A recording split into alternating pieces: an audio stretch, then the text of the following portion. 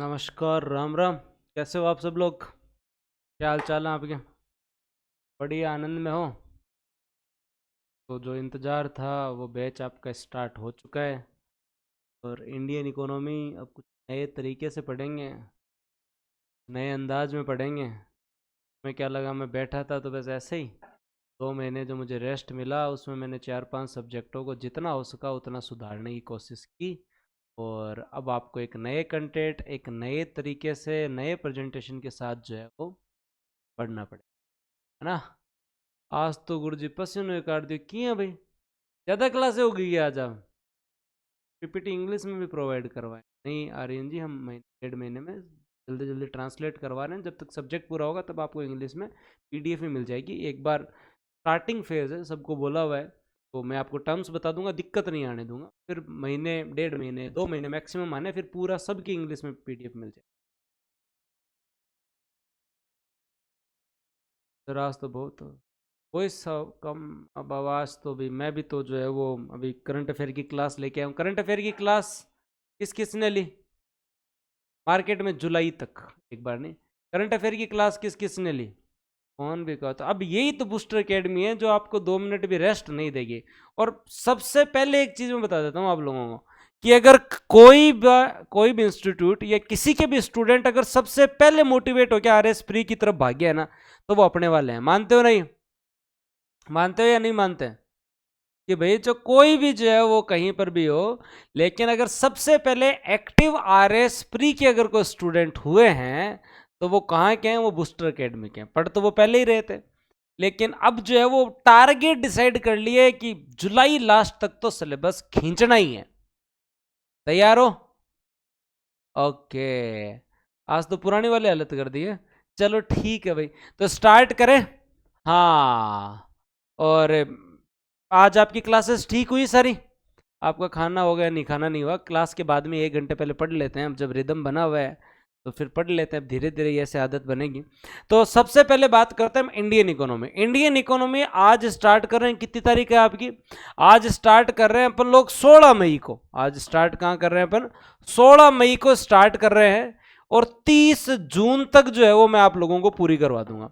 और डेली मैं तुम लोगों को जो है वो 1 से 1.5 घंटे पढ़ाऊंगा। अब एक चीज याद रख लेना, दूसरी सबसे इंपॉर्टेंट चीज, इसे केवल इंडियन इकोनॉमी मत मान लेना। ये केवल इंडियन इकोनॉमी नहीं है। मैं इंडियन इकोनॉमी में इतना कुछ कवर करवाता हूं कि इंडियन इकोनॉमी के साथ साथ आपका जो है वो इंडिया का जो करंट अफेयर है वो, और जो जितने भी योजना है वो कवर हो जाती है। तो जो यहां से 10-12 क्वेश्चन जो आते हैं उसके साथ साथ 5-7 क्वेश्चन यहां वाले भी कवर हो जाते हैं। तो थोड़ी वैल्यू बढ़ जाती है, थोड़ी सी वैल्यू बढ़ जाती है। नहीं, कोई ज़रूरत नहीं है, बढ़िया तरीके से पढ़ो। ठीक है? तो सर आप पतले हो गए, हाँ थोड़ा 8 किलो वजन कम हो गया, तो ठीक है। इको के नोट्स बनाने की जरूरत नहीं है। मैं बैठा था फ्री तो मैंने धीरे धीरे सारे जो है टॉपिक तैयार कर लिए हैं। तो ये टॉपिक जैसे आज वाला, इसकी कल सुबह मैं आपको पीडीएफ दे दूंगा जो कि आपका 3-4 दिन चलेगा। तो उसको आप देख लें, फिर अगला टॉपिक आपको ऐसे ऐसे पीडीएफ मिल जाएगी और लास्ट तक आपको पूरी की पूरी जो है वो एक बुक के रूप में ही पीडीएफ मिल जाएगी। ठीक है? तो चलो अब स्टार्ट करते हैं। आज आपके जो सब्जेक्ट स्टार्ट हुए हैं, रीजनिंग स्टार्ट हुआ, आर्ट एंड कल्चर स्टार्ट हुआ है, साइंस में जो है फिजिक्स स्टार्ट हुई है, और सारी चीजें, सारे टीचर पसंद आ रहे हैं तुम लोगों को? हाँ। पीडीएफ का मत करो, सारी चीजें समझो, धीरे धीरे रहो, आपको सारी चीजें मिलेंगी। बढ़िया प्रिंट निकलवा के लड़ा, जुलाई में तो बुक्स ही आ जाएंगी। तो अभी जितना हो सके पढ़ने पे ध्यान दे, रिवाइज करें, पीडीएफ से जो है वो देखते रहें, रिविजन करते रहें, फिर टेंशन लेने की जरूरत क्या है। हाँ, सब मस्त पढ़ा रहे हैं, बढ़िया, एकदम बेस्ट। ओके, ज्योग्राफी वाली क्लास नए वाले बैच में तो नहीं है? सुरेश सर से सब मंत्र मुग्ध हो सबके सब? चलो तो स्टार्ट करते हैं। अब हम इकोनॉमी के बारे में बात करते हैं। इकोनॉमी के हम बात करें उससे पहले हमें यह समझना होगा कि इकोनॉमी क्या है। और इकोनॉमी एक ऐसा सब्जेक्ट है जिसमें राजस्थान में जो है वो बहुत सारे स्टूडेंट इससे डरते हैं। लेकिन मैं आपको इस चीज से आश्वस्त कर सकता हूं कि मैं तुम्हें जैसी इकोनॉमी पढ़ाऊंगा उससे क्वेश्चन तो सारे सही होंगे, बेसिक समझ तो विकसित होगी, लेकिन जब तक पेपर पास में आएगा तब तक तुम अपने मुंह से बोल दोगे कि इकोनॉमिक्स से सरल कोई सब्जेक्ट नहीं है दुनिया में। सबसे सरल सब्जेक्ट कौन सा है? इकोनॉमिक्स है। तो इकोनॉमिक्स जब सबसे सरल सब्जेक्ट है तो इसकी बेसिक टर्म्स हमें आनी जरूरी है। आपको बहुत अच्छे प्रेजेंटेशन के साथ ऐसे आनंद आएगा आप लोगों को पढ़ने के अंदर, सब कुछ बहुत अच्छे से मैं आपको कवर करवाने वाला हूं। बस मेरे को एक ही चीज चाहिए आपसे, कमिटमेंट है कि मेरा पढ़ाया हुआ आपको कल याद होना चाहिए। मैं बेसिक हर कमेंट सेक्शन में एक एक बच्चे का नाम मुझे याद हो जाएगा, पुराने वालों को तो मैं जानता हूं इनको सबको, ठीक है। तो मेरी बस एक ही चीज है, आप लोगों से निवेदन है, हाँ आदि राजस्थान ज्योग्राफी में ही पढ़ाऊंगा। आप और बातों पे चर्चा मत करो, अब केवल और केवल इकोनॉमी चर्चा करेंगे। आज के दिन में हम लोग ये चर्चा करेंगे कि इकोनॉमी के अंदर क्या क्या चीजें होती हैं। आपके सिलेबस में बहुत कुछ है, वो हम पूरा कवर करेंगे और सिलेबस को एकदम बेसिक से उठाएंगे। कृषि पढ़ेंगे, उद्योग पढ़ेंगे, सेवा पढ़ेंगे, कर पढ़ेंगे, बजट पढ़ेंगे और उसके बाद में हम लोग जो है वो नेशनल इनकम पढ़ेंगे, उसके साथ बजट पढ़ेंगे, उसके बाद में हम लोग जो है वो गरीबी बेरोजगारी पढ़ेंगे। उसके आगे जब हम लोग चलेंगे तो सार्वजनिक वितरण प्रणाली पढ़ेंगे, फिर बैंकिंग पढ़ेंगे, शेयर मार्केट पढ़ेंगे, सब कुछ पढ़ेंगे, ठीक है।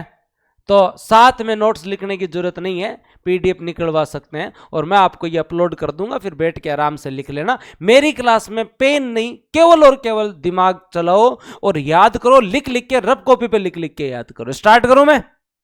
सर मेरा एक सवाल आपसे, मेरे आपसे हजारों सवाल होंगे, पर पहले आप सुरेश जी जो है वो 10:30 तक तो जो है वो हिम्मत रखे। मेरी 1 घंटे की अनुमति है भी पढ़ाने की, फिर भी मैं 1.5 घंटे वहां पढ़ा के और 1 घंटे वह आपको पढ़ाऊंगा। कौन कौन तैयार है? 1-2 चीजें पहले से बैच स्टार्ट हो रहा है और गरीबी बेरोजगारी हम जो है समाप्त कर देंगे लास्ट तक जाते जाते। ये टॉपिक नहीं है, ये चैलेंज है। मैं ये चैलेंज जो स्वीकार करो और बेरोजगारी खत्म करनी है। 1-2 मेरी शर्तें वही है, बिना मतलब बार बार जो है वो कमेंट नहीं करें, पढ़ने से संबंधित कमेंट करें, अन्यथा आपको ब्लॉक कर दिया जाएगा। ये चेतावनी मान लीजिए आप। पढ़ाई से संबंधित जी मर्जी उतने करें, दूसरे सब्जेक्ट के पहले नहीं करें कमेंट। और सबसे इंपॉर्टेंट चीज है कि जब तक मैं पूरा समझा नहीं दूं अपना ज्ञान पहले कमेंट सेक्शन में ना देवे। वो क्यों? क्योंकि पहले आप पूरा समझ लो, उसके बाद अगर कोई समस्या रह जाए तो मैं आपको बताऊंगा, ठीक है। तो चलो बात करते हैं इकोनॉमिक्स क्या है। सबसे पहले हम लोग बात करते हैं ये इकोनॉमिक्स अर्थशास्त्र है क्या। तो अर्थशास्त्र एक पद्धति है जिसमें लोगों द्वारा जो लोग जो है वो जीविका प्राप्त करते हैं। ये एक विषय है जिसके अंतर्गत वस्तु और सेवा, जो आपकी सर्विस एंड जो आपकी गुड्स है, वस्तु तथा सेवा है, उनका उत्पादन कैसे होगा, उनका वितरण कैसे होगा, उनका उपभोग कैसे होगा, इन सब का अध्ययन करना, यही तो इकोनॉमिक्स है। मान लीजिए आपकी एक फर्म है तो वहां आप कोई पहले कच्चा माल लेकर आएंगे, फिर उस वस्तु का उत्पादन करेंगे, उत्पादन करके आप उपभोक्ता तक पहुंचाएंगे, फिर उपभोक्ता जो है उसका उपभोग करेगा, उपभोग करने के बाद में फीडबैक देगा और लिखेगा कि जी बहुत ही बढ़िया बेच है ना। यही जैसे मैं आपको अभी दे रहा हूं वो क्या है, प्रोडक्ट है, और उसमें जो मैं पढ़ा रहा हूं आपको वो सर्विस है, और वो सर्विस क्या है कि मैं आप लोगों को आरएस की तैयारी करवा रहा हूं। तो यहां पे पहले कंटेंट को बनाना, उसके बाद में आप लोगों को पढ़ाना, पढ़ाने के बाद में आपको याद करवाना, फिर आपका रिवीजन करवाना, टेस्ट देना, ये सारी प्रोसेस क्या है, ये इकोनॉमिक्स, ठीक है। श्योर? आगे बात करें। कीर्ति जी अभी मैंने बताया आप लोगों को, पहले मैं जाते टाइम सारे डाउट आपको ले लेंगे। निशा जी एक बार रिफ्रेश कर लीजिए, हमारी तरफ से कोई समस्या नहीं है, आप थोड़ा संयम रखें, सारी चीजें आपको याद हो जाएंगी। तो क्या याद होगा आप लोगों को? इकोनॉमिक्स क्या है? वस्तु तथा सेवा के उत्पादन, वितरण और उपभोग का अध्ययन करना इकोनॉमिक्स है। ये बेसिक आप लोगों को पता चल गया। सर मुझे स्कूल वाली फीलिंग आ रही है, तो स्कूल देखो मैं आपको 5वें गियर में भी ले जाऊंगा, 6ठे गियर में भी ले जाऊंगा, लेकिन बेसिक से तो स्टार्ट करें। अर्थशास्त्र को धन का विज्ञान कहा गया है, लेकिन धीरे धीरे तो अवधारणा चल रही है जो बदल भी रही है। पहले हम इसे धन का विज्ञान कहते थे, धीरे धीरे आगे चले तो हम इसे और किसी चीज का विज्ञान भी कहने लगे। तो पहले समझें, जो अर्थशास्त्री जिन्हें फादर ऑफ इकोनॉमिक्स कहा जाता है वो एडम स्मिथ है। उनकी किताब थी, और किताब क्या थी? Wealth of Nations. Wealth of Nations. इन्होंने पहली बार कहा था कि क्या अपने अपने देश में व्यापार कर रहे हो? तो फिर किसी ने कहा अपने अपने में करते हैं ना, दूसरे देश के साथ करेंगे तो घाटा हो जाएगा। उन्होंने कहा घाटा वाटा कुछ नहीं होगा, जो तुम्हारे पास नहीं है वो दूसरे देश से मंगाओ, जो तुम्हारे पास है उसका इतना उत्पादन करो कि उससे बहुत सारा पैसा कमा लो। तो इन्होंने मुक्त व्यापार के बारे में बताया, और जब ब्रिटेन अमेरिका के साथ व्यापार किया करता था तो ब्रिटेन का अमेरिका जो एक उपनिवेश हुआ करता था। जब अमेरिका आजाद हो गया और ब्रिटेन ने जब अमेरिका के साथ व्यापार किया तो अमेरिका को पता चला कि इसको पहले गुलाम बना के रख रहे थे, तब तो घाटा लग रहा था, इतनी सेना लगा रखी, इतनी मशीनरी लगा रखी, और जब इससे व्यापार किया, इससे मुक्त व्यापार किया, इनके लोगों को जब चीजें बेची तब तो फायदा हो रहा है। तो एडम स्मिथ ने अपनी बुक वेल्थ ऑफ नेशन में कहा कि इकोनॉमिक्स जो है साइंस ऑफ धन, मनी, ठीक है। ये आप लोगों को याद रखना है कि अर्थशास्त्र जो है वो धन से संबंधित जितनी भी घटनाएं हैं, जितने भी पदार्थ हैं, उन सब का अध्ययन है, उन सब का अध्ययन है। आई बात समझ में? अब चलते हैं आगे, धीरे धीरे पता चलेगा। तो लेकिन क्या धन का ही विज्ञान है क्या अर्थशास्त्र? आप बताओ मेरे को। तैयार है?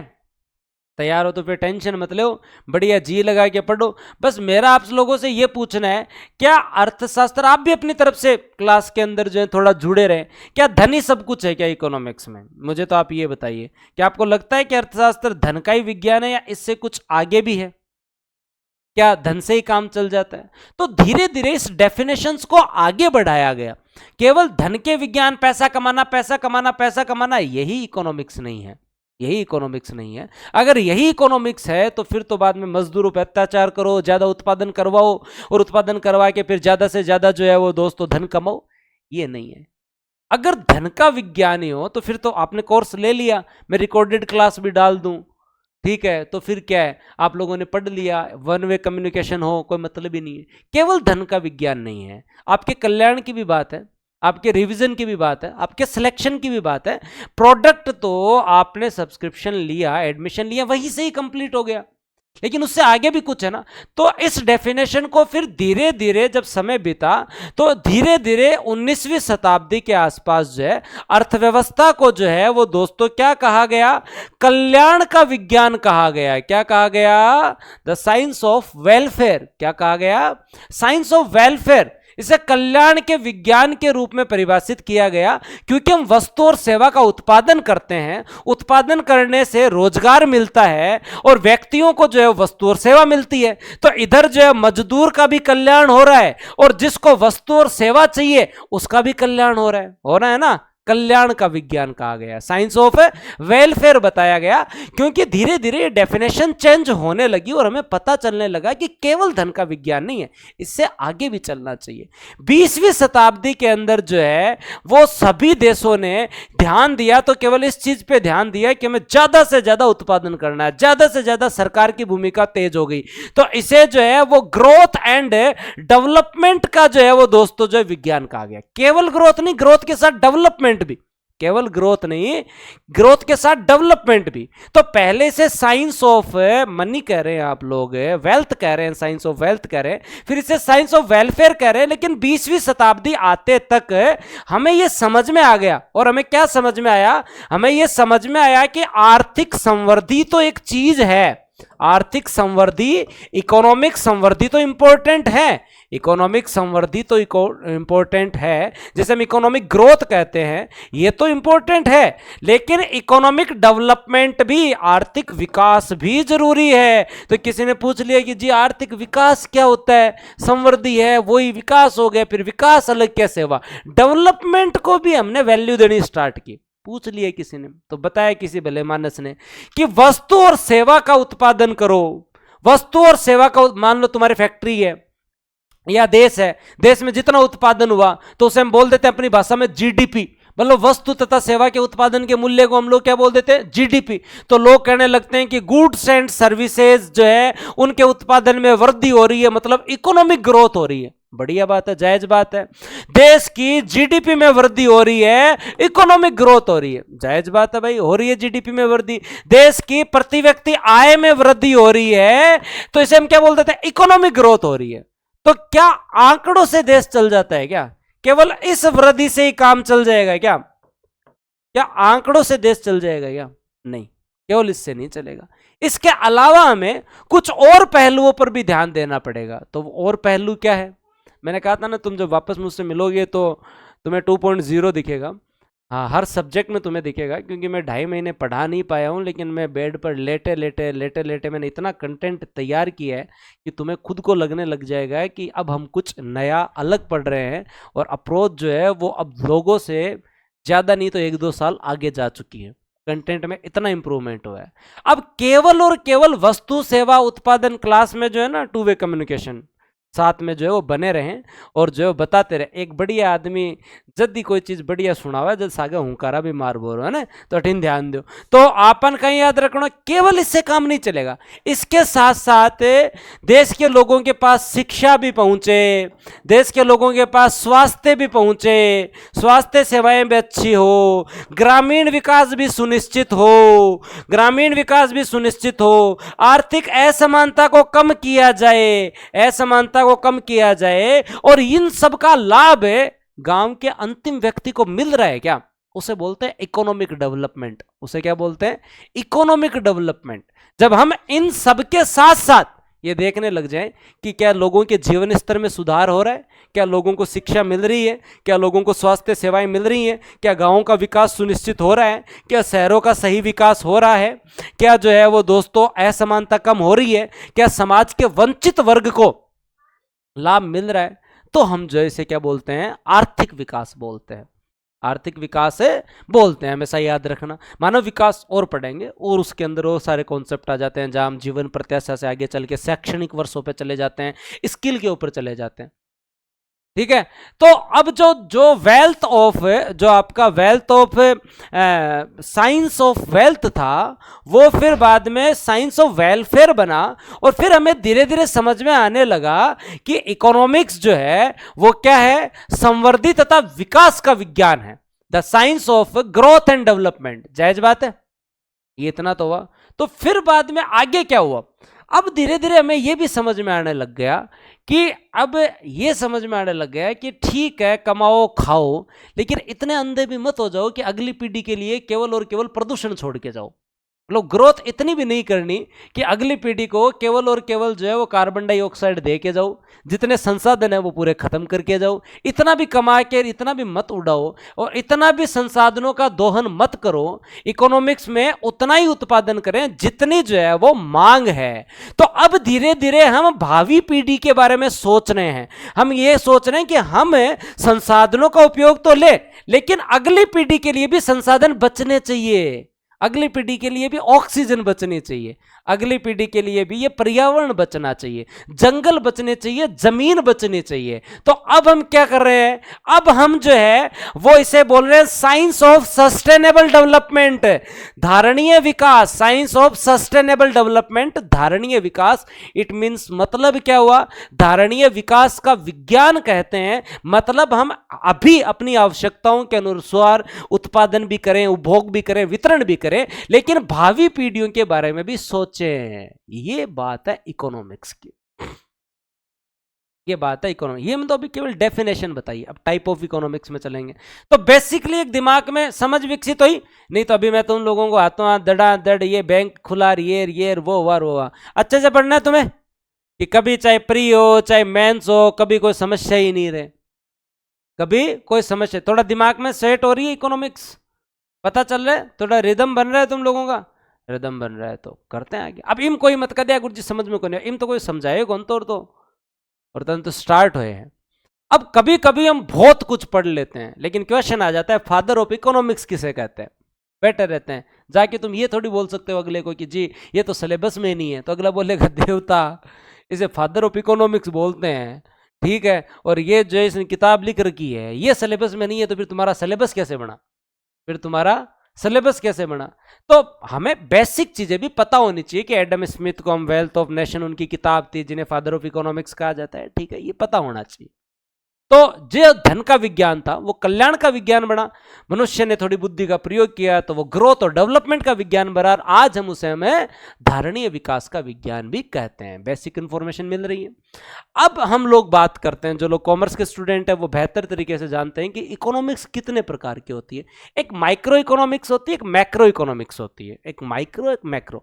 हमारे सिलेबस में जो है वो क्या है दोस्तों? आपकी समष्टि अर्थशास्त्र। हमारे सिलेबस में क्या है? समष्टि अर्थशास्त्र। लेकिन हमें माइक्रो इकोनॉमिक्स भी पता होनी चाहिए ना, माइक्रो और मैक्रो का अंतर भी पता होना चाहिए या नहीं होना चाहिए? होना चाहिए ना। नोट करना है या पीडीएफ निकलवानी है, कविता जी जो आपकी इच्छा करे। अगर आपको लगे कि ये सुंदर सा नक्शा आप अभी बना सकते हैं, है ना, तो आप अभी बना लीजिए। साथ के साथ आपको लगे कि आप ऐसे करके ये बना के ये एक लट्टू सा लगा के ऐसे वेस्ट अर्थशास्त्र लगा सकते हैं, ये येलो कलर की यहाँ पे तीर लगा के समष्टि अर्थशास्त्र कर सकते हैं, तो आप कहें तो हम रुक जाएं। आपको जितना समय लगे आप कोड़ना चाहें उतने चित्र कोड़ लें, और तो क्या करें, है ना। इकोनॉमिक्स के साथ साथ हमें आधारभूत ज्ञान का भी ध्यान रखना है। आपको अगर लगे तो आप सुंदर सी ये किताब बनाना चाहें, the wealth of nation Adam Smith, तो भी आप जो है वो कर सकते हैं। तो मैं आपको मना नहीं करूं, पर बेसिक बात यह है कि आप लिखने चाहे तो लिख सकते हैं, और अगर आप एकदम बेसिक बढ़िया सुंदर सुंदर जो है वो पीडीएफ का प्रिंट निकलवा के लाए तो भी बढ़िया है। तो बुक तो अभी जो है वो आई नहीं है, आपको पीडीएफ आपको मैं जो है वो सुबह छोटे मोटे करेक्शन करवा के A4 साइज में दे दूंगा, 15-20 पेज निकलेंगे, देखते रहना, फिर अगले टॉपिक की दे दूंगा। नहीं नहीं, कोई गलत कमेंट नहीं है, ऐसे नहीं आएंगे तो फिर हम बोझिल हो जाएंगे ना। नहीं, इकोनॉमिक्स को हमें जीवंत करना है, एक साथ अपलोड नहीं होगी, अभी जो है वो एक एक टॉपिक होगा। हाँ, उनमें थोड़ा थोड़ा लिख लो मंजू जी, ठीक है। इंडिया का मैप बनाना सिखा दिया तुम्हें सुरेश सर ने, बहुत बढ़िया बहुत बढ़िया। चलो बागे, चलो माहौल बनाए रखो, याद करो साके, मैं तो आधे एक घंटे और पढ़ाऊंगा, थोड़ा देख लियो आगे। अब आगे बात करा अर्थव्यवस्था के बारे में। एक माइक्रो इकोनॉमिक्स होती है, और हाँ, मार्केट में बुक आने से पहले पहले इकोनॉमिक्स पूरी हो जाए, पहले तुम्हारा ही है, बढ़िया पढ़ो। अब बात करते हैं, एक माइक्रो होती है और मैक्रो होती है। माइक्रो इकोनॉमिक्स क्या होती है?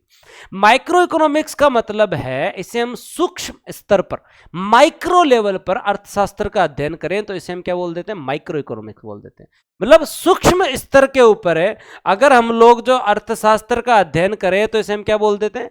माइक्रो इकोनॉमिक्स बोल देते हैं। मतलब इसमें हम अर्थव्यवस्था की एक इकाई या उस इकाई के किसी भाग के रूप में जो है ना, उसका जो हम उसके छोटे छोटे पहलुओं का अध्ययन करते हैं। फॉर एग्जाम्पल, एक उत्पादक, एक फर्म, एक उद्योग। एक उत्पादक, एक फर्म, एक उद्योग। देखो अभी शुरुआत है, तुम लोग थोड़े दिन पढ़ोगे तो पहले तुम बोलोगे कि 10:30 बजे बाद में देखा, पहले तो अभी मैं कपिल सर की क्लास ले रहा हूँ, फिर धीरे धीरे ध्यान पड़ी कि 11 बजे तक क्लास चल रही है, तो फिर बाद में थे कि 11 बजे बाद में जो है वो बात कर पाऊँ, या कोई जो भी मैसेज या कोई इंस्टा, कोई व्हाट्सएप है, कोई ट्विटर की भी थान देखना तो 11 बजे बाद में देखो। पर थोड़ा दिन बाद में जब पेपर करना सी जना, धीरे धीरे जो है 11:30 बजे तक पूग जो, जहाँ बाद में आगलो समझ जी कि इकन टेम को नहीं है वो पढ़ने लगे। फिर बाद में जो है वो बाद में थे थोड़ा दिन में वो एकदम और सही हो जो जना 12 बजे तक भी बाबा पूगा, आगलो एकदम उम्मीद ही छोड़ दे कि ठीक है अब इन पढ़ने दो, वो जो है वो लाइन या तो लाइन पे आ गया है, लेकिन इस लाइन से ये हट गया है। फिर आपका ये हौसला भी नहीं रहेगा कि आप जो है वो फिर 12 बजे के बाद में भी हौसला रख लेंगे, ट्विटर चला लें, इंस्टा चला लें, थोड़ा मैसेंजर चला लें, क्योंकि फिर थोड़ा और मैं और सही हो जाऊंगा तो सुबह 7 बजे की क्लास भी होगी, तो तुम्हारी इच्छा होगी कि सुबह जल्दी भी उठना है मेरे को, तो सोते टाइम बहाना मिल जाएगा कि कपिल सर की क्लास है, पढ़ूँ पढ़ूँ पढ़ूँ, और फिर बाद में सोने को भी बालो मिल जाए कि कपिल सर की सुबह क्लास है, मैं उठ सूँ, सुबह उठ सूँ, मन सोना है। ठीक है, पुराने वाले हैं उनको ये पता है, नए वालों को ये पता है नहीं। मैं पिछले 3-4 महीने से गायब हूँ, ये अलग बात है, लेकिन थोड़ा रुको, अभी जो है वो धीरे धीरे माहौल बनेगा। तो माइक्रो इकोनॉमिक्स क्या है? माइक्रो इकोनॉमिक्स का मतलब क्या? हाँ, सही समझ रहे हो तुम एकदम, है ना, आज से ही मतलब स्टार्टिंग कर दो, तैयारी कर दो तुम। माइक्रो इकोनॉमिक्स का मतलब है हम माइक्रो लेवल पर इकोनॉमी का अध्ययन करें। मतलब हम अर्थव्यवस्था के किसी एक भाग का अध्ययन करें, हम अर्थव्यवस्था के किसी एक पहलू का अध्ययन करें, उसे हम जो है वो माइक्रो इकोनॉमिक्स बोलते हैं। कि एक फर्म, एक उत्पादन, एक उद्योग, इनके बारे में हम बात करें। जैसे एग्जांपल देता हूं, वस्तु की खरीदे जाने वाली मात्रा का व्यक्ति द्वारा निर्धारण, हाँ, कि भी मेरा कस्टमर कितनी चीज खरीद सकता है। वस्तु की आपूर्ति द्वारा, विक्रेता द्वारा जो है वो वस्तु की आपूर्ति कैसे होगी उसका निर्धारण करना। वस्तु की कीमत कितनी रखनी है उसका निर्धारण करना। एक उत्पादक द्वारा वस्तु उत्पादन का निर्णय जो है वो न्यूनतम लागत और अधिकतम उत्पादन या अधिकतम लाभ के तहत करना। तो इससे जो है वो माइक्रो इकोनॉमिक्स कहते हैं। माइक्रो इकोनॉमिक्स में जब हम पढ़ते हैं तो डिमांड, सप्लाई, एक फर्म है, ऑर्गेनाइजेशन है, उत्पादक है, प्रोडक्शन, प्रोड्यूसर है, मार्केटिंग, इन सारी चीजों पे हम लोग बात करते हैं। लेकिन ये तो तुम्हारे सिलेबस में है ही नहीं। तो सर फिर मैक्रो इकोनॉमिक्स क्या है? मैक्रो इकोनॉमिक्स को हम वृहद अर्थव्यवस्था बोलते हैं, इसे सूक्ष्म अर्थव्यवस्था नहीं बोलते हैं। समष्टि इकोनॉमिक्स को हम लोग वृहद अर्थव्यवस्था बोलते हैं, जिसमें हम संपूर्ण अर्थव्यवस्था का अध्ययन करते हैं, संपूर्ण अर्थव्यवस्था के स्तर पर लिए गए निर्णयों का अध्ययन करते हैं। उदाहरण स्वरूप है जैसे सरकार की आर्थिक नीति क्या है, सरकार की मौद्रिक नीति क्या है, सरकार की राजकोषीय नीति क्या है, इन सारी चीजों पर जो है वो हम लोग डिस्कस करते हैं। तो इसे मैक्रो इकोनॉमिक्स कहते हैं। इसे क्या बोलते हैं? मैक्रो इकोनॉमिक्स कहते हैं। मैक्रो इकोनॉमिक्स में जैसे इन्फ्लेशन कितनी जा रही है, देश में बेरोजगारी की समस्या क्या है, मार्केट में जो है वो कीमत वृद्धि कितनी हुई है, इकोनॉमिक ग्रोथ, राजकोषीय नीति क्या है, जीडीपी कितनी है, जीएनपी कितनी है, इन सारी चीजों पे हम चर्चा करते हैं। तो एक बेसिक चीज पता होनी चाहिए आपको कि माइक्रो और मैक्रो क्या है। नाम से पता चल रहा है, क्या पता चल रहा है माइक्रो और मैक्रो के बारे में? नाम से पता चल रहा है कि माइक्रो इकोनॉमिक्स का मतलब है कि आप जो है वो एक इकाई का अध्ययन कर रहे हैं, एक इकाई का अध्ययन कर रहे हैं। आप जो है वो सूक्ष्म अर्थव्यवस्था या सूक्ष्म अर्थव्यवस्था है, सूक्ष्म स्तर पर देख रहे हैं कि एक उत्पादक ने क्या उत्पादन किया, एक फर्म क्या है, इन सब की चर्चा कर रहे हैं। मैक्रो इकोनॉमिक्स जो है, जो आपके सिलेबस पूरा इसी से बनता है, इसमें हम लोग जो है इसे हम वृहद अर्थव्यवस्था भी बोलते हैं। और ये अर्थव्यवस्था जो है ये संपूर्ण अर्थव्यवस्था का अध्ययन है, संपूर्ण अर्थव्यवस्था का अध्ययन है। हम देखते हैं कि इन चीजों का प्रभाव पूरे समाज पे कितना पड़ता है, तो इसे मैक्रो इकोनॉमिक्स कहते हैं। सिलेबस में आरएस पीएसआई दोनों के मैक्रो ही है। तुम्हारे सिलेबस में देखो मैक्रो इकोनॉमिक्स में क्या क्या चीज होती है? इन्फ्लेशन सिलेबस में है क्या? बेरोजगारी सिलेबस में है क्या? गरीबी सिलेबस में है क्या तुम्हारे? बताओ मेरे को एक बार। सिलेबस में कृषि क्षेत्र सिलेबस में है तुम्हारे, उद्योग सिलेबस में है तुम्हारे, वित्तीय क्षेत्र सिलेबस में है तुम्हारे, मौद्रिक नीति सिलेबस में है तुम्हारे, देश की आर्थिक नीति सिलेबस में है तुम्हारे, देश की राजकोषीय नीति सिलेबस में है तुम्हारे, बजट सिलेबस में है तुम्हारे, जीडीपी सिलेबस में है तुम्हारे, राष्ट्रीय आय सिलेबस में है तुम्हारे। ये आपके मैक्रो इकोनॉमिक्स। बस भावुक नहीं होना कि बेरोजगारी जिंदगी में भी है ना। जिंदगी में तो बहुत कुछ है, कुछ चीजें जो है वो खुशी भी देती हैं, कुछ चीजें जो है वो चिंता भी देती हैं। तो हर चीज़ को आप यहाँ तो बयान नहीं कर सकते। तो बेरोजगारी है तो इसे मिटाओ, मेहनत करो, पढ़ो ज़्यादा से ज़्यादा। हाँ, मैक्रो के अंतर्गत ही आता है, मैक्रो के अंतर्गत ही आता है ना। तो ये सारा सिलेबस में है तो पढ़ेंगे। तो अब बताओ मुझे माइक्रो और मैक्रो का डिफरेंस क्लियर एकदम पता चल गया कि हमें मैक्रो पढ़नी है। ये बेसिक चीजें पता होनी चाहिए। कल को कोई पर्सन पूछ ले अगला, तुम बहुत ऐसे हेवी बात पढ़ के जाओ और वो पूछ ले अगला क्वेश्चन कि अर्थव्यवस्था का वह कौन सा प्रारूप है जिसमें संपूर्ण अर्थव्यवस्था का अध्ययन किया जाता है, तो फिर वहां पता होना चाहिए मैक्रो, वहां पता होना चाहिए ना मैक्रो। अब बात करते हैं हम अर्थव्यवस्था के कुछ टाइप के बारे में बात करते हैं। अर्थव्यवस्था के कुछ टाइप, दो टाइप तो ये हो गए। अब उत्पादन के संसाधनों के स्वामित्व एवं नियंत्रण के आधार पर अर्थव्यवस्था कितने प्रकार की होती है? कभी कभी लोग बोलते हैं कैपिटलिस्ट इकोनॉमी है अमेरिका की, तो कभी कभी लोग रशिया वाले बोलते हैं कि भाई समाजवादी इकोनॉमी है जी, ठीक है। कभी कभी लोग इंडिया के लिए बोलते हैं भारत में तो मिक्स इकोनॉमी। क्या है ये? पूंजीवाद, समाजवाद की इकोनॉमी है क्या? मार्केट बेस्ड इकोनॉमी बोलते हैं, कभी गवर्नमेंट बेस्ड इकोनॉमी बोलते हैं, इसे मिक्स इकोनॉमी बोलते हैं। पता होना चाहिए ना।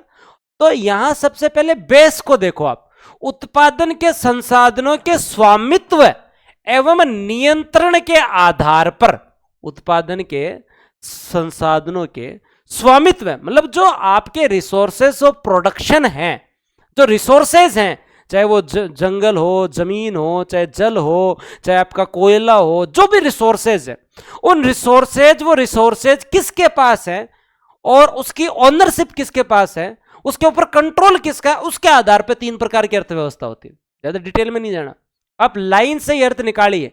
अर्थ क्या निकल रहा है कि उत्पादन के संसाधन जो है, प्रोडक्शन के जो रिसोर्सेज हैं, उस पर कंट्रोल किसका है, उसके आधार पे 3 प्रकार की इकोनॉमी है। अगर कंट्रोल जो है वो निजी है, अगर कंट्रोल निजी क्षेत्र का है, अगर कंट्रोल निजी क्षेत्र मतलब आपका और मेरा है, तो इसे हम बोलते हैं पूंजीवादी अर्थव्यवस्था।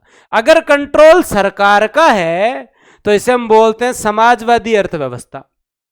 इसे क्या बोलते हैं? समाजवादी अर्थव्यवस्था। और कंट्रोल अगर निजी और सरकार दोनों का है, निजी और सरकार दोनों का है, तो इसे हम बोलते हैं मिश्रित अर्थव्यवस्था। इसे हम क्या बोलते हैं? Mix economy. डरने की जरूरत नहीं है, बड़ी सरल चीज है। जायज बात है कि उत्पादन के संसाधनों के स्वामित्व और नियंत्रण के आधार पर अर्थव्यवस्थाएं 3 प्रकार की होती हैं। क्या जी? सरकार का कंट्रोल है मतलब समाजवादी अर्थव्यवस्था है, मोटा मोटी केंद्रीकृत अर्थव्यवस्था है। और अगर निजी क्षेत्र का स्वामित्व है तो पूंजीवादी अर्थव्यवस्था है। और अगर सरकार और निजी क्षेत्र दोनों का है तो मिश्रित अर्थव्यवस्था है। अब बताओ भारत में, तुम बताओ, और बोर्ड जो को है वो एक कंपनी बना रहे भेजे जी की निजी कंपनी है, पढ़ा रहे आज की एक जो निजी कंपनी है, लेकिन पढ़ा ने स्कूल सरकारी भी है ना, स्वामित्व है ना, देखा तुमने?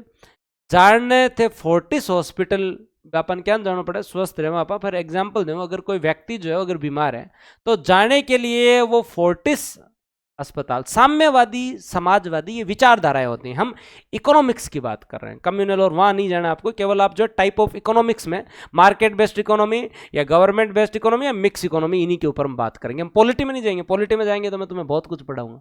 साम्यवादी अर्थव्यवस्था तो अलग ही होती है, वो तो विचारधारा है। वो तो कहते हैं कि देखो कुछ भी है ना निजी नहीं होना चाहिए, है ना, सबको जो 1-1 बीघा जमीन दे दो, संजू को 1 बीघा, संगीता को 1 बीघा, कुंदन को 1 बीघा, रितिका को 1 बीघा, मयंक को 1 बीघा, और सबको जो है वो बढ़िया 1-1 टाटा नैनो दे दो, 1-1 टाटा नैनो दे दी, बढ़िया बढ़िया शानदार। सबको 2 जोड़ी जो है वो बढ़िया बढ़िया जो है वो ड्रेस सिला के दे दो, वो भी पीले कलर की, सबको एकदम समान, सबको एकदम है समान जो है वो ड्रेस सिला के दे दो। आगे घर डेली जो महीने को जो है 20 किलो जो है वो अनाज बेच दो सके, हाँ दिन को 2 किलो जो है वो दूध आपको डिसाइड कर दो, बस साम्यवादी अर्थव्यवस्था। और जो भी उत्पादन हो वो सब सरकार का है, वो सब सरकार का है, वो सब सरकार का है। तो साम्यवादी तो कहते हैं आदर्श रूप से समानता, आदर्श रूप से समानता पॉसिबल नहीं है।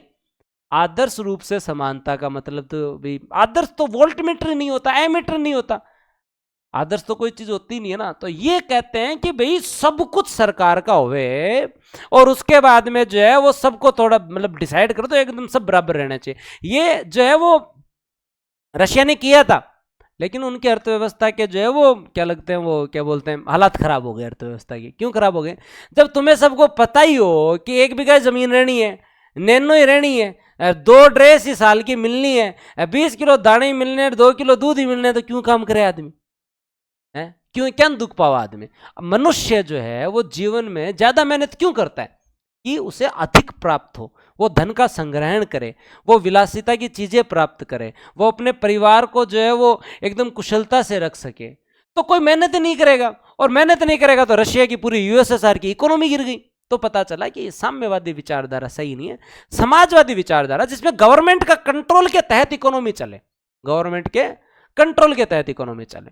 तो अब हम बात करते हैं, बस बेसिक बेसिक आपको पता होना चाहिए, पूंजीवादी अर्थव्यवस्था क्या होती है, समाजवादी क्या होती है, मिश्रित क्या होती है। सही बात है। हाँ कंचन जी यहाँ कौन करना, अपन यहाँ अगला कमेंट कौन करना, मतलब वे कमेंट करने हैं जो मतलब पढ़ाई से संबंधित हो, थोड़े थोड़े अच्छे हो, थोड़ा कोई मजाक भी हो सके, लेकिन एकदम ही यहाँ कौन करना आपने, है ना। हाँ मच्छरा को टेम और ऊपर से जो है येलो ड्रेस, सर ये तो क्या ही बात हुई, तो कोई जरूरी नहीं, एक बार इधर आओ, चलते हैं आगे, है ना। अब सारी बातें समझा दूंगा ट्विंकल जी, आपको टेंशन लेने की जरूरत। सर इंडियन इकोनॉमी आप दोबारा पढ़ाएंगे? बाकायदा दोबारा पढ़ाऊंगा, है ना। वो तो तुम्हें जल्दी थी, तुम्हें पढ़ना था, इसलिए मैंने पढ़वाई सर से। मैं मेरे स्टूडेंट को इंडियन पॉलिटी नहीं पढ़ाऊंगा, पॉलिटी में तो मजा आएगा। सर बाजार अर्थव्यवस्था क्या है, दिव्या भाटी जी का पूछना है। तो दिव्या भाटी जी क्लास का रूल नंबर 1 यही था, जब तक मैं पढ़ा के पूरा नहीं कर दूं ना उसके बाद पूछना। तो अभी तो मैंने केवल इतना सा दिमाग में डालने की कोशिश की है कि निजी हो तो पूंजीवादी है, निजी हो तो पूंजीवादी है, सरकार का कंट्रोल हो तो समाजवादी है, और अगर दोनों साथ में हो तो मिश्रित है। अब आगे मैं बता दूंगा, तो 2 मिनट पैसेंस रखो ना आप। हाँ कोई बात नहीं, मैं पढ़ा दूंगा। अब थोड़ा एक्सप्लेन कर देता हूं। पूंजीवादी अर्थव्यवस्था व्यक्तिगत स्वतंत्रता और प्रतियोगिता को महत्व देती है। व्यक्तिगत स्वतंत्रता और प्रतियोगिता, कंपटीशन को महत्व देती है। मतलब तुम जहां चाहो अपना उद्योग धंधा लगाओ, जहां जिस प्रकार का चाहो वैसा उद्योग धंधा लगाओ, कंपटीशन करो, बढ़िया गुणवत्ता का उत्पादन करो। इसमें सब कुछ अगर होता है ना तो उपभोक्ता राजा होता है। मतलब उपभोक्ता को जो चाहिए वो उत्पादन करो और उसे दो। ये जो प्रणाली होती है इसमें सारा काम जो है वो मार्केट पे डिपेंड होता है। किस पे? बाजार पे डिपेंड होता है। मतलब उपभोक्ता को किस प्रकार की वस्तु चाहिए, किस कीमत पे चाहिए, किस गुणवत्ता की चाहिए, तो इसे हम बाजार आधारित अर्थव्यवस्था कह देते हैं। इसे हम क्या कह देते हैं? बाजार आधारित अर्थव्यवस्था कह देते हैं कि उपभोक्ता को कैसी वस्तु चाहिए, किस कीमत पे चाहिए, किस गुणवत्ता की चाहिए। तो उपभोक्ता कीमत प्रणाली, लाभ के उद्देश्य, बाजार के माध्यम से संसाधनों के आवंटन में महत्वपूर्ण भूमिका निभाता है। भाई मार्केट की प्राइस है ना, वो भी कस्टमर के अनुसार डिसाइड होती है। ठीक है, लाभ कितना कमाना है ये भी कस्टमर के अनुसार। तो इसलिए इसे मार्केट बेस्ड इकोनॉमी कहते हैं। इसे हम क्या कहते हैं? मार्केट बेस्ड इकोनॉमी कहते हैं। उत्पादन एवं वितरण में सरकार की भूमिका एकदम न्यूनतम होती है। सरकार की भूमिका एकदम न्यूनतम होती है, इसलिए इसे बाजार आधारित अर्थव्यवस्था कहते हैं। USA, UK, France, Netherlands, Spain, पुर्तगाल, ऑस्ट्रेलिया, इनमें यही अर्थव्यवस्था है। विकसित देश, पश्चिमी देश। आई बात? आई क्या बात? हाँ पूरी इकोनॉमी राधा जी। हाँ हाँ जरूर संजना जी जरूर, पर पहले एक बार ये पढ़ लो। 36 मिनट हो गए, मैं 15-1 मिनट और पढ़ाऊंगा, तो थोड़ा सा ये टॉपिक कंप्लीट कर लो, बेसिक। हाँ, तो उत्पादन एवं वितरण में सरकार की भूमिका एकदम कम हो। जो है वो मार्केट पे बेस्ड है। उपभोक्ता को क्या चाहिए, उसकी क्या मांग है, उसके अनुरूप उत्पादन करो, वितरण करो, कीमत का निर्धारण करो। जो सब कुछ है वो मार्केट पे। मार्केट को भी जो ज्यादा प्याज चाहिए तो प्याज के भाव बढ़ जाएंगे, मार्केट को भी आम ज्यादा खाने तो आम के भाव बढ़ जाएंगे। कोविड के टाइम में मार्केट को जो है वो क्या क्या चाहिए था, उन चीज़ों के भाव बढ़ गए। मार्केट को जो है वो दोस्तों दवाइयाँ चाहिए तो उनके भाव बढ़ जाते हैं। मार्केट में भी इस चीज़ की डिमांड है तो उसके भाव बढ़ जाते हैं। सिंपल चीज, उपभोक्ता राजा होता है। उपभोक्ता राजा होता है, ये थोड़ा समझ में नहीं क्यों नहीं। उपभोक्ता राजा होता है, सब कुछ डिसाइड कंज्यूमर के अनुसार होता है। सब कुछ डिसाइड कंज्यूमर के अनुसार होता है। हाँ, जो चीज चाहिए ना, प्रोडक्ट है। जैसे आज कोचिंग इंडस्ट्री में स्टूडेंट ही राजा है भाई, नहीं है क्या? तुम बताओ, है या नहीं है भाई? जिसको जिस प्रकार का जो है वो मतलब क्वालिटी अगला देगा, बच्चे जिसको चाहेंगे, बच्चे जिसका फीडबैक अच्छा देंगे, वही संस्थान चलेगी ना, वही संस्थान चलेगी। ऐसा थोड़ी है कि इंस्टीट्यूट जैसा चाहे कोर्स बना दे, जैसा चाहे पढ़ाए और जैसा चाहे जो है वो काम करे, लेकिन जो है वो इंस्टीट्यूट के अनुसार चलेगा ना। ना, इंस्टीट्यूट केवल और केवल नीतियां बना सकता है कि तुम्हारी ये क्लास लगी, ये क्लास लगी, चाहना, उसका फीडबैक, उसका प्रचार, माउथ पब्लिसिटी, ये सब कुछ तुम्हारे ऊपर डिपेंड है। मैं तो केवल पढ़ा सकता हूँ, तुम्हें जाके बताओगे ना। उपभोक्ता राजा है, तुम सब लोग राजा हो, हम तो प्रजा हैं भाई। तुम ही जाके बताओगे ना कि विक्रम बैच स्टार्ट हुआ है, बहुत अच्छे से क्लासेस चल रही है, बहुत बढ़िया काम है। हाँ बहुत बढ़िया, दिव्या जी ने बहुत सही बात। तो बताना तो तुम लोगों को ही पड़ेगा ना। बोर तो नहीं हो रहे तुम लोग? इकोनॉमिक्स में इंटरेस्ट आ रहा है तुम लोगों को? हाँ, और एक चीज और बता देता हूँ तुम लोगों को, आज जिस जोश में तुम लोगों ने क्लासेस स्टार्ट किया ना, ये जोश बना रहता है ना तभी सिलेक्शन होता है। जीवन में हर आदमी हर काम को बहुत सही तरीके से करना चाहता है, और शुरुआत तो बहुत ही सही तरीके से करता है हर काम की। चाहे वो नई कॉपी डालना हो, चाहे नए पेन से सुंदर सुंदर लिखना हो, चाहे कोई भी काम हो भले, वो बहुत सरलता से, बहुत सटीकता से करता है। लेकिन इस पूरे संसार में 1% लोग हैं उतने ही धैर्य, सटीकता, सरलता और निरंतरता से उस काम को पूरा करते हैं। पूरा करते हैं, ये हमेशा याद रख लेना। केवल और केवल जो है ना, तो उस 1% में आना तभी सिलेक्शन होना है। हर काम देखो, ताजा ताजा आदमी पढ़ रहे हैं, बहुत जोश में पढ़ रहा है स्टार्टिंग में 5-7 दिन, वो बिसी सी बात है। ताजा ताजा आप आईपीएल को पहलो मैच देखे जो कत्ता जोश में, फिर आजकल आप धीरे धीरे कम हो गया ना, तो वो क्या कारण है? आप में कंटिन्यूटी नहीं है। ताजा ताजा आदमी को मैसेज भी करें तो पहले बहुत मतलब जो है ना, एक जब भी सिंपल बेसिक चीज है ये, बहुत मतलब स्पीड होती है। लेकिन धीरे धीरे जो है वो कमिटमेंट कम हो जाता है। कमिटमेंट ना रिश्तों में कम होना चाहिए, ना कमिटमेंट जो है वो पढ़ाई में कम होना चाहिए, ना जीवन में कम होना चाहिए, ना अपने माँ बाप के सपनों के लिए कम होना चाहिए। सिलेक्शन चाहिए तो आज जितना चाव है ना उतना अंतिम क्लास तक होना चाहिए, तभी मजा है। सही बात है। हाँ, पूरी क्लास लगाई है साइंस की, बहुत बढ़िया भाई। तो देखते हैं लास्ट तक कौन कौन रहेगा। सीकर भाई जिंदाबाद, धन्यवाद सरिता जी, धन्यवाद। लास्ट तक कौन कौन रहेगा। ज्यादा क्लासें आपके लिए ही चलती हैं, क्योंकि अभी आप जितना पढ़ लेंगे उतना अच्छा है। आप कल को ये नहीं बोलेंगे सर जो सिलेबस पूरा नहीं हुआ। अब बात करते हैं समाजवादी अर्थव्यवस्था। समाजवादी अर्थव्यवस्था सामूहिक स्वामित्व, सामाजिक हित, आर्थिक नियोजन, इन पर ध्यान देता है। ये केंद्रीय नियोजित अर्थव्यवस्था होती है जिसमें उत्पादन के जितने भी संसाधन हैं उस पर सरकार का कंट्रोल रहता है। उस पर क्या रहता है, सरकार का कंट्रोल। ये क्या हो गई आपकी समाजवादी अर्थव्यवस्था। ये क्या हो गई आपकी समाजवादी अर्थव्यवस्था।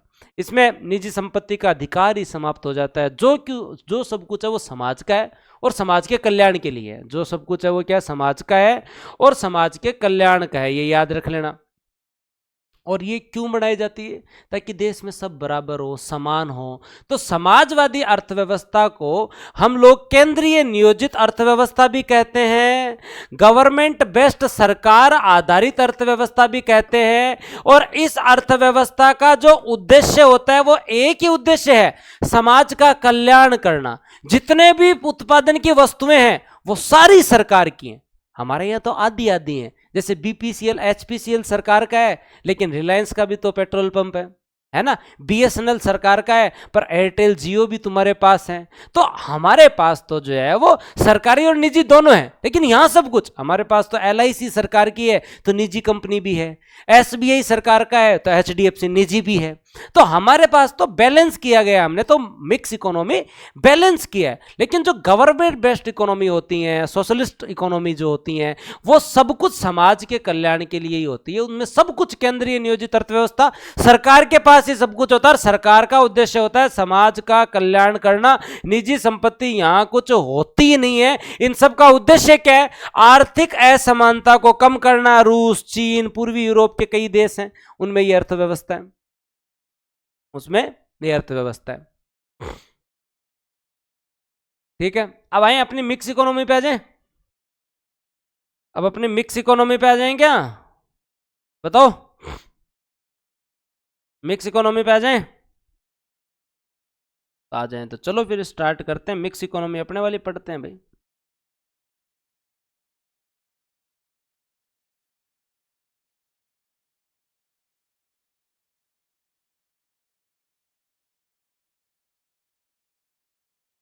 चलो तो मिक्स, तो ये दोनों कॉन्सेप्ट क्लियर हुए। हाँ ना, ऐसा नहीं है, अब धीरे धीरे इंप्रूवमेंट हो रहा है, लेकिन बेसिक एग्जांपल यही है। अब इन्होंने क्या राजनीतिक रूप से तो साम्यवाद अपना लिया और औद्योगिक रूप से पूंजीवाद अपना लिया। मतलब कंपनियां भी चलने दो, पर सरकार जो है वैसे ही काम कर रही है। सर मेरी एक क्वेरी है, उसका निदान करें। पूछो जी, मैंने तो कहा था 15-1 मिनट रुक जाओ तो थोड़े इकोनॉमिक्स के टाइप पढ़ लें, उसके बाद पूछ लेना। क्लास नहीं चल रही, एकदम सही चल रही है, एकदम स्पीड से। सर ये नोट्स एनसीईआरटी जैसे हैं, स्कूल में पढ़ते थे जैसे, हाँ तो वैसे ही पढ़ना है मेरे को, ताकि तुम्हारे इकोनॉमिक्स के क्वेश्चन गलत नहीं हो। अगला कल को यही प्रश्न पूछ रहे, समाजवादी अर्थव्यवस्था का मुख्य उद्देश्य क्या होता है। उपभोक्ता को लाभ पहुंचाना, सामाजिक कल्याण। 4 ऑप्शन देते तो वहां आदमी सामाजिक कल्याण लिख तो आए। क्लास सही चल रही है, लास्ट में पूछ लोगे पक्की बात। चलो तो फिर चलते हैं। सर आपसे एक रिक्वेस्ट है, करो सुरेखा पहले, चलो 2-4 मिनट पूछ लो तुम्हें, पहले मैं करवा टॉपिक पूरा कर दूं, बाद में कर लेना बात, डटते ही नहीं हो। हाँ, और एक चीज सबसे इंपॉर्टेंट क्लास में, जब तक आप मेरी क्लास में हो तब तक आप मेरे साथ फ्रेंडली हो, फेमिलियर हो। आपको कभी नहीं लगेगा कि आप किसी सिलेक्टेड से पढ़ रहे हो, आप किसी इंसान से ऐसे से पढ़ रहे हो, कुछ नहीं। आपको मैं एकदम मतलब आप बड़े भाई की तरह आपको सारी चीज़ों में सहयोग करूँगा, ठीक है। और आपका हक भी है हर चीज़ पूछने का। लेकिन जब मैं बड़े भाई के रूप में एकदम पूरा सहयोग करूँगा तो मैं कदे कदे जो है वो फीत भी उतारूँगा। फीत उतारना समझो, कदे कदे भी छोटो भाई कोई नादान हुए, कोई छोटी बहन नादान हुए तो बिन थोड़ा डांटनो भी पड़े। तो वो थारो एक परिवार है, तो थाने इं कौन सोचनो कि मारी बेइज्जती होगी, मन गुरुजी इं कह दियो, मन गुरुजी इं कह दियो, मन गुरुजी इं कह दियो, हाँ मेरा अधिकार है भाई। भाई जब तुम अपना अधिकार रखते हो कि हम सर से सब कुछ भी पूछ सकते हैं, जनरली तो लोग जो है वो पहले हमारे ज़माने में तो ये होता है सिलेक्टेड से मिलकर आए, बात कर लें, यही बड़ी बात होती थी। अब तो आपके लिए इतनी सहूलियत है कि आप डेली 2-3 सिलेक्टेड से मिल रहे हो बूस्टर एकेडमी पे, तो आपको कहीं सिलेक्टेड से मिलने की जाने की जरूरत ही नहीं है। तो कभी कभी तुम लोगों का नंबर भी लग सकता है, तो उसके लिए भी मेंटली तैयार रहें। और इसके लिए मैंने एक सहूलियत कर दी है कि तुम लोगों को एक दूसरे के कमेंट नहीं दिखेंगे। तो अब किसी की जैसे मैं लोग किसी को मैं कुछ कहूँ भी तो बुरा नहीं लगेगा तुम लोगों के, अपनी बात अपने बीच में घर में ही। और तुम्हें कब, अब जैसे पीयूष को क्या मतलब कुंदन से, और गगन को क्या मतलब कुंदन से, क्या मतलब, तो अभी मतलब कुछ थोड़ा बहुत अगर मैं कभी कुछ कह दूँ तो बुरा भी नहीं मानना है ना, नहीं मानोगे? हाँ तो समझा रहा हूं, तो कभी कभी कहना ही पड़ता है। मिश्रित अर्थव्यवस्था क्या है? मिश्रित अर्थव्यवस्था में समाजवाद एवं पूंजीवाद के अच्छे गुणों को ले लिया गया है। समाजवाद एवं पूंजीवाद के अच्छे गुणों को और विशेषताओं को शामिल कर लिया गया। इस अर्थव्यवस्था में समाजवाद की तरफ से सरकार और पूंजीवाद की तरफ से निजी क्षेत्र दोनों को ले लिया गया है। उदाहरण के लिए निजी क्षेत्र की इकाइयां होंगी, निजी स्वामित्व भी होगा, लेकिन सरकार लाइसेंस देगी, सरकार नीति बनाएगी, सरकार मौद्रिक नीति बनाएगी, सरकार राजकोषीय नीति बनाएगी, सरकार ई व्हीकल नीति बनाएगी। इसे हम मिक्स इकोनॉमी कहते हैं। इसे हम क्या बोलते हैं? मिक्स इकोनॉमी कहते हैं। मिक्स इकोनॉमी का मतलब क्या हुआ कि सरकार भी होगी और निजी क्षेत्र भी होगा, सरकार भी होगा और निजी क्षेत्र भी होगी। तो अब दोस्तों जो है वो आप निजी क्षेत्र के रूप में मान लीजिए कि आपका टेलीकम्युनिकेशन सेंटर है, सेक्टर है, जैसे दूर संचार क्षेत्र है, तो ठीक है मोबाइल का टावर लगाओ, सो क्यों कराओ, लेकिन सरकारी कंपनी बीएसएनएल भी है, एयरटेल भी है, जियो भी है, पर कानून लागू होंगे सरकार के, कानून लागू सरकार के होंगे, नियमों के अनुसार चलना पड़ेगा। निजी क्षेत्र भी है, कोई समस्या नहीं, जियो वालों भी करो, एयरटेल वाले भी चलाओ, लेकिन ट्राई के अनुसार चलना पड़ेगा। मान लो कि बैंक है, तो बैंक प्राइवेट भी खोल सकता है, सरकारी भी खोल सकता है, लेकिन आरबीआई के अनुसार चलना पड़ेगा। किसके अनुसार चलना पड़ेगा भाई? आरबीआई के अनुसार चलना पड़ेगा। किसके अनुसार चलना पड़ेगा? आरबीआई के अनुसार चलना पड़ेगा। फिर एग्जाम्पल देते हैं हम आगे कि जो है वो दोस्तों आपके यहाँ पे जो है वो बीमा कंपनी कोई भी खोल सकता है, सरकारी भी हो सकती है, निजी भी हो सकती है, लेकिन इरडा के अनुसार चलना पड़ेगा, मतलब सरकार के अनुसार चलना पड़ेगा, चलना पड़ेगा। मान लो कि आपके यहाँ पे जो है वो कोई भी जो है वो फैक्ट्री लगा सकता है, कोई भी जो है वो उद्योग स्थापना करके कार बना सकता है, लेकिन व्हीकल पॉलिसी की पालना करनी पड़ेगी, करनी पड़ेगी ना, व्हीकल पॉलिसी की पालना करनी पड़ेगी। स्कूल तुम सरकारी भी खोल सकते हो, निजी भी खोल सकता है, सरकार सरकारी भी खोलती है, लेकिन जो है वो दोस्तों जो है आपके शिक्षा विभाग की बातें तो माननी पड़ेंगी। तुम ये बोलो ना मैं तो बोर्ड को पेपर कौन दे रहा, मैं तो हमारा पेपर खुद ही बनाओ, यहाँ कौन चल रहा है, यहाँ कौन चल रहा है? पेपर तो 10वीं बोर्ड को प्राइवेट वाला ने भी देना पड़सी, सरकार ने भी देना पड़सी, है ना, सरकारी वाला ने भी देना पड़सी, वो है ना शिक्षा विभाग है। हाँ कोई बोले मैं तो हमारे मेडिकल कॉलेज में यही एडमिशन ले ले ना, मेडिकल कॉलेज खोलने की अनुमति है, पर एडमिशन तानी नीट को पेपर देना पड़सी, एडमिशन तानी नीट को पेपर देना पड़सी। तो ये हो गया आपका मिक्स इकोनॉमी। इससे सरल एग्जाम्पल बताओ मैं तुम्हारे लिए क्या लेके आऊं? हाँ इससे सरल एग्जाम्पल है, मैं तुम्हारे लिए क्या लेकर आऊं तुम ही बताओ मुझे। इससे सरल एग्जाम्पल कोई हो सकता है क्या कि मिक्स इकोनॉमी में गवर्नमेंट सेक्टर और प्राइवेट सेक्टर दोनों होंगे, और गवर्नमेंट सेक्टर के निर्देशन के अंदर, सरकार के निर्देशन के अंदर सरकार लाइसेंस, पॉलिसी, नीति निर्माण सब कुछ सरकार करेगा, लेकिन प्राइवेट सेक्टर संचालित करता रहेगा। तो सरकार का नियंत्रण जो होगा वो निर्देशात्मक नियंत्रण होगा, कि सरकार का रोल मार्गदर्शक का होगा, सरकार का रोल गाइड करने वाले का होगा, सरकार का रोल जो है कुछ गलत करने वाले को रोकने का होगा और सही करने वाले को बढ़ाने का होगा, है ना। नहीं तो सरकार क्या सुई से लेकर चील गाड़ी तक सब कुछ सरकार बना दे, सुई से लेकर प्लेन तक क्या सरकार बना दे? फिर तो सरकार बावड़ी हो जाए, क्या क्या बनाए भाई, सब कुछ थोड़ी बन सकता है। तो निजी स्वामित्व तो होगा लेकिन नियमों के तहत होगा, मतलब प्लॉट तो तुम्हारा होगा लेकिन रजिस्ट्री करवानी पड़ेगी, प्लॉट तो तुम्हारा होगा लेकिन रजिस्ट्री करवानी पड़ेगी। इनकम तो तुम करोगे लेकिन जीएसटी भी भरना पड़ेगा। होटल तुम्हारा होगा लेकिन जीएसटी तो तुम्हें देना पड़ेगा। आयकर, इनकम तुम्हारी होगी लेकिन आयकर तो देना पड़ेगा। आई बात समझ में? आयो थोड़ी थोड़ी दिमाग में कहानी समझ में है। तो इसमें व्यक्ति अपना व्यवसाय, अपना उपभोग, आय को अधिकतम करने के लिए आर्थिक क्रियाएं कर सकता है, वो स्वतंत्र है। मिश्रित अर्थव्यवस्था में जन सामान्य तथा समाज के कमजोर वर्गों को भी सरकार जो है वो सहारा देती है। याद रखें, उदाहरण के रूप में भारतीय अर्थव्यवस्था मिश्रित अर्थव्यवस्था है जिसमें निजी और सरकारी क्षेत्र दोनों हैं। निजी और सरकारी क्षेत्र दोनों है। क्यों अपनाया भाई अपन ने? क्या जरूरत पड़ रही थी? अपन पूंजीवादी अर्थव्यवस्था ही अपना लेते हैं, समाजवादी अर्थव्यवस्था ही अपना लेते हैं। क्यों अपनाई अपन ने मिश्रित अर्थव्यवस्था? बताओ एक बार कमेंट सेक्शन में। क्या जरूरत पड़ी कि हम लोगों ने जो है वो समाजवादी अर्थव्यवस्था, पूंजीवादी अर्थव्यवस्था के बजाय मिश्रित अर्थव्यवस्था अपनाई? क्यों अपनाई बताओ भाई। दिख रहे हैं हनुमान जी? दिख रहे हैं? हाँ, देखो एक बार पढ़ो आप, लास्ट में सारे डाउट क्लियर हो जाए। आप एग्जाम्पल बताएं। आप अब आप जो है वो एग्जाम्पल बताएं, क्यों अपनाया आपने?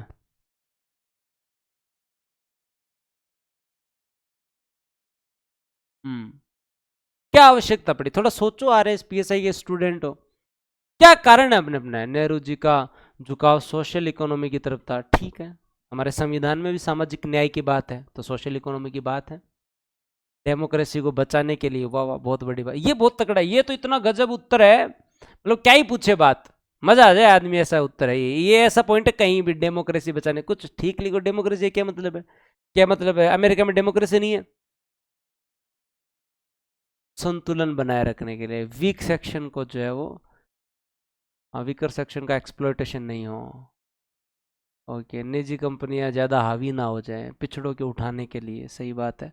अधिक डेवलपमेंट के लिए, ओवरऑल ग्रोथ के लिए, व्यक्तिगत तथा सामुदायिक दोनों के हित अच्छे हो। एक वो अभी मेंस की आंसर राइटिंग चल रही है, तो हाँ, क्या बोलते हैं, मेंस वालों में एक दिन में कॉपी चेक कर रहा था, तो एक क्वेश्चन था। हाँ, क्या प्रश्न था कि फ्रांस की क्रांति में महिलाओं की क्या भूमिका है?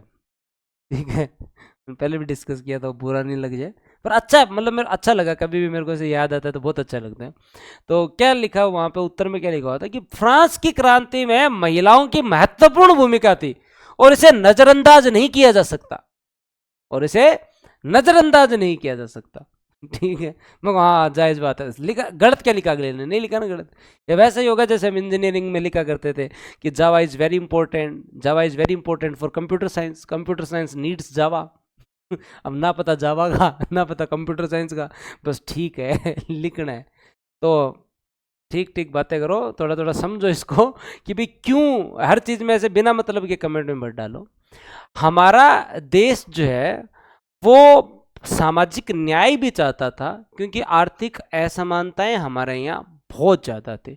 लेकिन हम ब्रिटिश काल में उनके उपनिवेश थे, तो उन्होंने हमें सिखाई थी पूंजीवादी अर्थव्यवस्था। उन्होंने हमें क्या सिखाई थी? उत्पादन करो, कमाओ, उत्पादन करो, वितरण करो, कमाओ, जायज बात है। तो अब आप लोगों को ये याद रखना है कि औपनिवेशिक काल में हमारी अर्थव्यवस्था जो थी वो पूंजीवादी अर्थव्यवस्था के गुण ले चुकी थी, और साथ के साथ हमारे देश में इतनी असमानताएं थी कि हमें जो है वो सामाजिक अर्थव्यवस्था के भी गुण लेने थे। तो इसलिए हमने दोनों का मिक्स अपनाया। दूसरा कारण, सरकार के पास केवल इतना पैसा नहीं था कि सरकार हर चीज की फैक्ट्री लगा सके, तो सरकार को जो है अपने मुख्य मुख्य क्षेत्र पकड़ने थे जिनमें सरकार काम करती रहे और साथ में निजी क्षेत्र भी काम करता रहे। फिर उसके बाद में तीसरा कारण, निजी क्षेत्र के पास होता है धन, और धन के साथ होती है तकनीक, तकनीक के साथ होती है नवाचार। क्या होता है दोस्तों? नवाचार होता है ना निजी क्षेत्र के पास। प्राइवेट सेक्टर हमेशा यही करता है, प्राइवेट कॉलेज हो, चाहे प्राइवेट स्कूल्स हो, कोचिंग इंडस्ट्री हो, चाहे आपकी जो है वो टेलीकम्युनिकेशन इंडस्ट्री हो, चाहे प्राइवेट बैंक्स हो, वो हमेशा एक कदम आगे चलते हैं ना। प्राइवेट बैंक में जाए कहते हैं अति सेवा करा जी को जमाई की सेवा करे, आओ साहब बैठो, चाय पियो, रोटी खाओ, कहीं करो, मैं तो जुमारी कर दो, और तो ऐसी की है कोई बात इतनी, मतलब कितना, मतलब जो है वो लोग वो जो है वो ग्राहक संतुष्टि की बात करते हैं, वो नवाचार की बात करते हैं, वो टेक्नोलॉजी की बात करते हैं। ये जितने भी नवाचार होते हैं ये साइंस के, तो देखो आप लोग, तो ये आप लोग हमेशा याद रखें कि हमें निजी क्षेत्र का पैसा भी चाहिए था ताकि हमारा डेवलपमेंट ग्रोथ अच्छी हो सके, हमें निजी क्षेत्र की टेक्नोलॉजी भी चाहिए थी, हमें निजी क्षेत्र के इनोवेशन भी चाहिए थे, इसलिए हमने जो है वो दोनों अपनाए। उसके बाद में चौथा कारण ये था कि हम केवल जो है वो निजी क्षेत्र भी नहीं अपना सकते, केवल जो है हम सरकारी क्षेत्र भी अपना नहीं सकते, क्योंकि इससे जो है वो ये हो सकता है कि केवल सरकारी क्षेत्र अपनाएं तो सबकी मांग पूरी नहीं हो सकती, और केवल निजी क्षेत्र अपना लें तो फिर बाद में कंपनियां जो है वो हमारे यहाँ एकाधिकार ले आएंगी, मोनोपोली ले आएगी, फिर कस्टमर का जो है वो क्या हो सकता है, अत्याचार भी हो सकता है। तो ये भी एक कारण था। फिर पांचवा कारण ये था कि सरकार को जो है वो एक मिक्स इकोनॉमी इसलिए अपनानी थी कि वंचित वर्ग का कल्याण भी सुनिश्चित हो सके, वंचित वर्ग का कल्याण भी सुनिश्चित हो सके। तो देखो क्या कारण थे, सरकार के पास पूंजी और संसाधनों का अभाव था, तो गवर्नमेंट सब कुछ खुद नहीं बना सकती थी, निजी क्षेत्र के पास पूंजी और तकनीक थी, और राज्य क्या सब कुछ करेगा क्या, सुई भी राज्य बनाए, एयरप्लेन भी राज्य बनाए। तो सरकार अपने भार में जो है वो कमी लाने के लिए, सरकार अपने भार में कमी लाने के लिए भी सरकार ने कहा सब करो काम, ध्यान में रख रहा हूं तुम्हारा। फिर वह आर्थिक विकास सुनिश्चित करने के लिए निजी क्षेत्र आएगा तो ज्यादा रोजगार बनेंगे, निजी क्षेत्र में जो है वो रोजगार बनेंगे तो दोस्तों गरीबी खत्म होगी। तो इसलिए हमने अपनाया, और वैश्विक प्रतिस्पर्धा में अगर बने रहना है और साथ के साथ हमारे वंचित वर्ग के लोगों का उत्थान करना है, इसलिए मिक्स इकोनॉमी जरूरी थी, इसलिए मिक्स इकोनॉमी जरूरी थी। दिमाग में एकदम फिट बैठ गया, बताओ भी, दिमाग में एकदम फिट बैठ गया, श्योर? तो कंपैरेटिवली पढ़ें।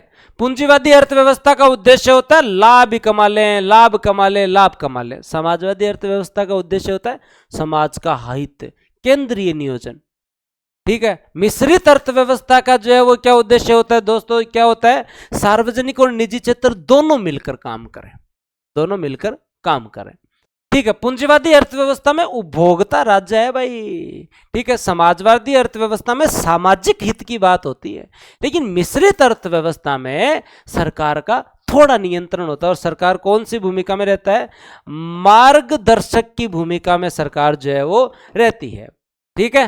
उसके अगर हम लोग बात करें, पूंजीवादी अर्थव्यवस्था में उत्तराधिकारी नियम भी है कि भाई इनकी ये इंडस्ट्री है, उसके आगे वाला इस इंडस्ट्री को चला रहा है, उससे आगे वाला इस इंडस्ट्री को चला रहा है। लेकिन पूंजीवादी अर्थव्यवस्था में कंपटीशन भी है, पूंजीवादी अर्थव्यवस्था में कंपटीशन भी है। समाजवादी अर्थव्यवस्था में वर्ग संघर्ष का अभाव है, लड़ाई नहीं है, ना कोई गरीब ना कोई अमीर, ना कोई गरीब ना कोई अमीर।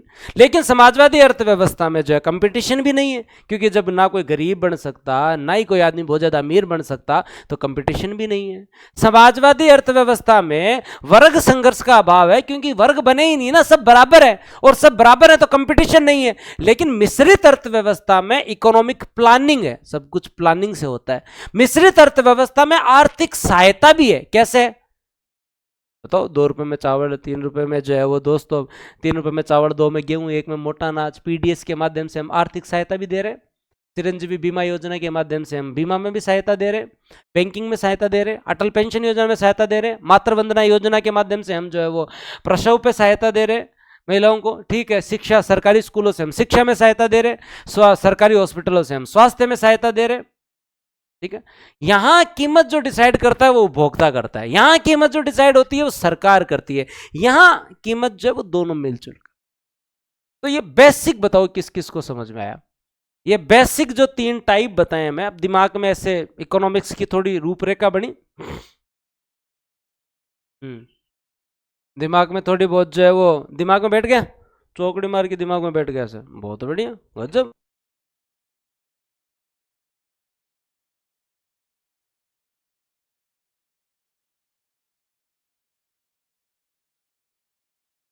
पक्का श्योर, दिमाग में बैठ गया, दिमाग में बैठ गया। तब कल मिलते हैं शाम को 9:30 बजे। धीरे धीरे आ रहा है समझ में, बढ़िया है, तो समझ में आ रहा है। तो अब कल शाम को 9:30 बजे मिलते हैं, पर 8 बजे यूट्यूब पे मिलते हैं। और आप लोगों से एक ही निवेदन है कि आप लोग जब पढ़ रहे हैं तो इसके साथ साथ जो है वो एक चीज का जरूर ध्यान रखें कि अपने साथ वालों को जरूर बताएं कि विक्रम बैच स्टार्ट हो चुका है, आप बहुत बेहतर तरीके से घर बैठे पढ़ सकते हैं। हमारा पढ़ाया हुआ, हाँ यही पीडीएफ मिलेगी आपको, यही पीडीएफ मिलेगी। कल मैं पूरे करेक्शन करके 4 दिन की जो क्लास होगी उनकी पीडीएफ एक साथ दे दूंगा। तो आप लोगों से बस इतना सा विनम्र निवेदन है कि आप लोग जो है वो अपने साथ वालों को 5 मिनट टाइम निकाल के, क्योंकि नया इंस्टीट्यूट है, सब लाइव पढ़ा रहे हैं, बेस्ट फैकल्टी आपसे पढ़वा रहा हूँ, सिलेक्टेड लोगों से पढ़वा रहा हूँ, मार्केट की सबसे महंगी फैकल्टी को लाके पढ़वा रहा हूँ, सारे सब्जेक्ट में से बहुत सारी चीज़ें मैं कवर करवा रहा हूँ, इंडियन पॉलिटी में दोबारा से आपको कवर करवाऊंगा। ठीक है, तो मेरा बस आप लोगों से इतना ही निवेदन है कि आप 5 मिनट समय निकाल के अपने इंस्टीट्यूट के लिए, अगर आपका अपनत्व है तो एक मन से होना चाहिए कि सर एक एडमिशन मैं करवाऊंगा। अगर हम सब लोग ये करेंगे तभी जाके सुनिश्चित हो पाएगा। ठीक है, तो और आप जो भी स्टूडेंट ये करे फिर वो टेक्निकल टीम को बता दे कि मैंने जो वो करवा दिया है, कपिल सर को मेरे नंबर दे देना। ठीक है, तो मैं बात कर लूँगा। आप लोगों से जुड़ाव है, आपका भी जुड़ाव इंस्टीट्यूट के लिए होना चाहिए, क्योंकि हम एक नए इंस्टीट्यूट हैं।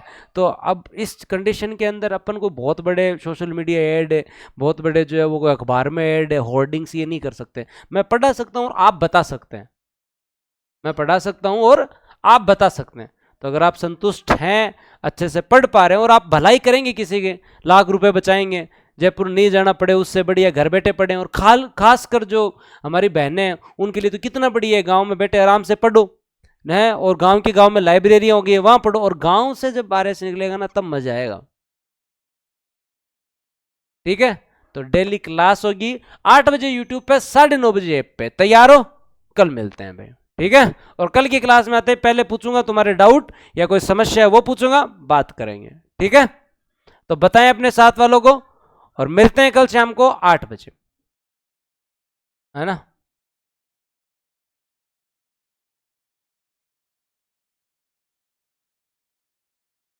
Thank you. हमारे बेस से आरटीएस है, तहसीलदार है, उन्होंने बताया आपको, बहुत बढ़िया।